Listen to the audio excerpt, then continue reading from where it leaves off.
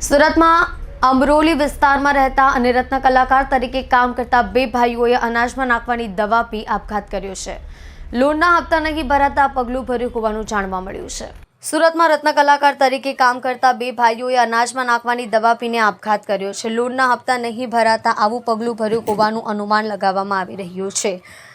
સુરતના અમરોલી વિસ્તારમાં બે સગા ભાઈઓએ આપઘાત કર્યો છે. બંને ભાઈઓ રત્ન કલાકાર તરીકે કામ કરતા હતા. અનાજમાં નાખવાની દવા પી આપઘાત કર્યો હતો. બંનેને ખાનગી હોસ્પિટલમાં સારવાર માટે ખસેડાયા હતા, જ્યાં સારવાર દરમિયાન બંનેનું મોત નીપજ્યું હતું. હાલ અમરોલી પોલીસે વધુ તપાસ હાથ ધરી છે. સંબંધીના જણાવ્યા અનુસાર બંને ભાઈઓએ હોમ લોન લીધી હતી.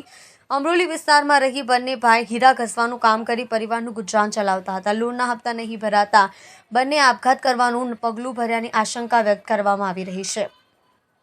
ઘટનાને પગલે અમરોલી પોલીસ દોડતી થઈ ગઈ હતી અને બંનેના મૃતદેહને પીએમ માટે સિવિલ હોસ્પિટલ ખસેડ્યા હતા. પોલીસે પરિવારજનોના નિવેદન નોંધવાની તજવીજ હાથ ધરી છે.